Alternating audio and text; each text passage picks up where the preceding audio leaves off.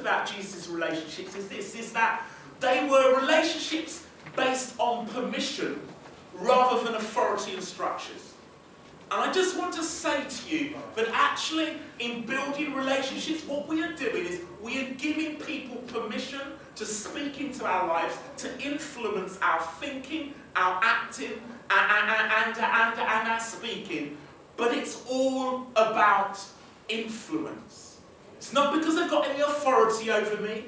It's not because they're my boss. It's because we're in relationship. And I want to hear what you've got to say, and you want to hear what I've got to say. And we have to move to understand it is all about influence. I find myself in a variety of different backgrounds. If I just say something very quickly about Cinnamon Network. Cinnamon Network is all about helping churches to do social action better. And we've got about 28 different projects that churches can take on board. Some of them are really well known, like Street Pastors and Christians Against Poverty and Trust Food Bank. Some of them are less known.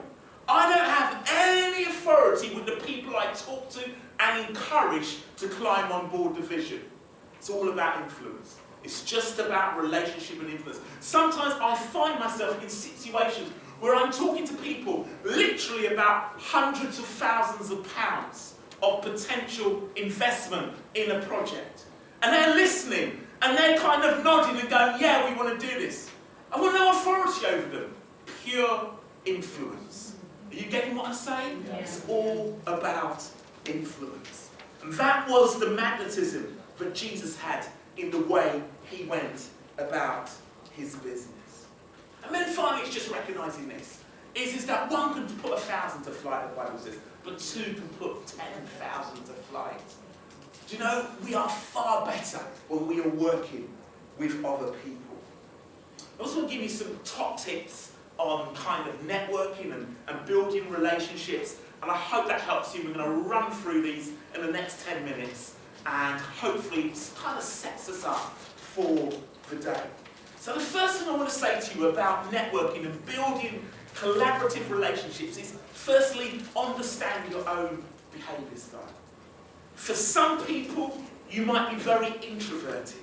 And actually being in a room like this and doing what we just did, which is kind of chat to someone that you've never met before. Actually, for some of us, that's quite draining. And it's kind of being honest about yourself and saying, actually, my behaviour style, I find that quite draining.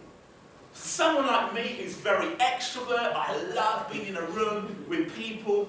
This is brilliant, you know what I mean? This is fantastic. I mean, me and Christian have already arranged to meet for lunch up in Ilkeston. It's just great. We've only just met each other. Absolutely brilliant. And suddenly we've kind of found loads in common. Just had a conversation with Debbie. Just found out we live around the corner from each other. I'm sure we'll do the same. And it is great. I love it.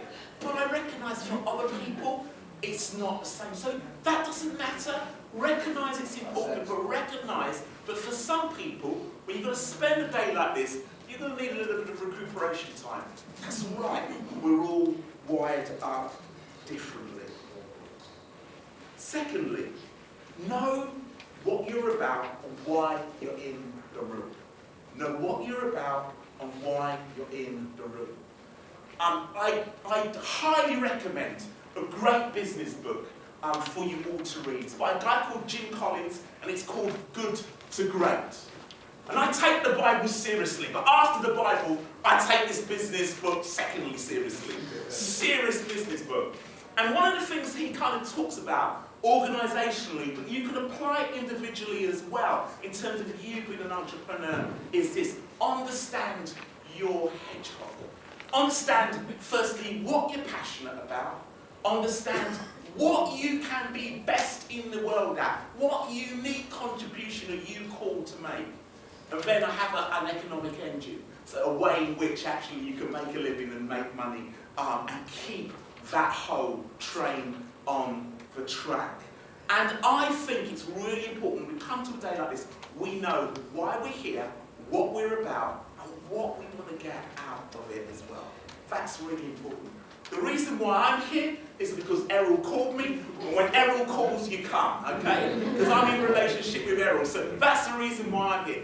But I'm also here because I believe there are people in this room that love this city like I do.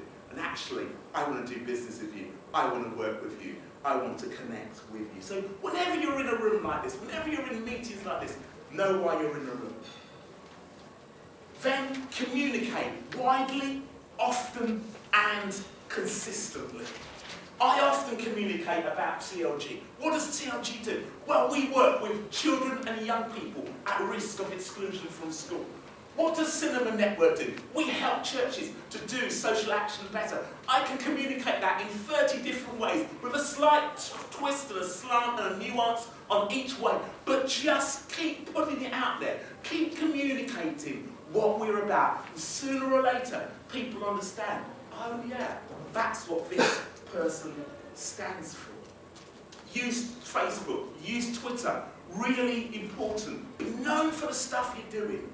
But here is an important trick.